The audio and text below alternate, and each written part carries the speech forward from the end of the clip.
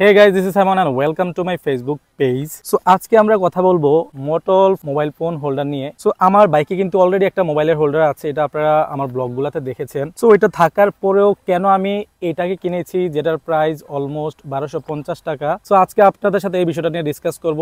এমন কি আছে এই মোবাইল হোল্ডারে যেটা আমার আগের মোবাইল হোল্ডারটা ফুলফিল করতে পারে নাই, এবং আপনারা যারা নতুন কন্টেন্ট ক্রিয়েটর আছেন, যারা বাইক দিয়ে ভিডিও মেক করেন, তাদের জন্য এই মোবাইল হোল্ডারটা একটা বেস্ট অপশন হতে যাচ্ছে। সো কথা না বাড়িয়ে চলুন আগে মোবাইল হোল্ডারটাকে আমার বাইকে সেটআপ করি এবং তারপর আপনাদের সাথে বাকি বিষয়গুলো আলোচনা করছি। সো সবার প্রথমে আমরা বক্স কন্টেন্ট দেখে নেই এই মোটল মোবাইল হোল্ডারের ভেতরে বক্স কন্টেন্ট কি কি আছে। সো এটা হচ্ছে মেইন হোল্ডারটা, এবং এটাকে মাউন্ট করার জন্য এখানে দুইটা ক্লাম দেয়া আছে। এটা হচ্ছে বড় ক্লাম, এটা হচ্ছে ছোট ক্লাম। আমাদের মনে হয় আমাদের বাইকের জন্য এটাই পারফেক্ট। সো সবার প্রথমে এটা খুলে নেই এবং এটাকে লাগানোর জন্য এখানে একটা র্যান্সও দেওয়া আছে। তো চলুন এটাকে সেটআপ করি, তারপর আপনাদের সাথে বাকি বিষয়গুলো আলোচনা করছি।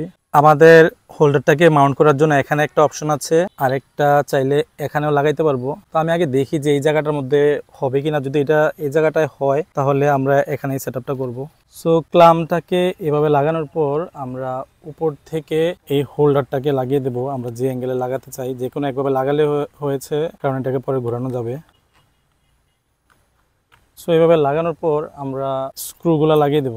বক্সের সাথে আসা রেঞ্জটা দিয়ে এটাকে টাইট করে দেব।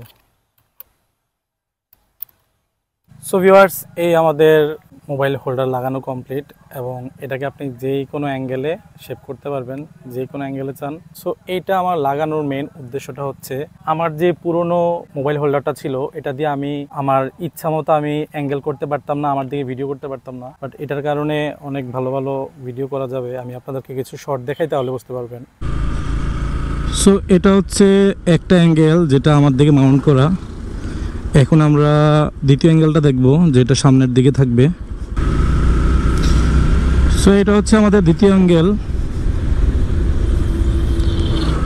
সো এখন আপনারা দেখতে পাচ্ছেন দ্বিতীয় অ্যাঙ্গেলটা, এবং সামনের দিকে দেখেন কত স্মুথ একটা ভিডিও কোয়ালিটি দিচ্ছে।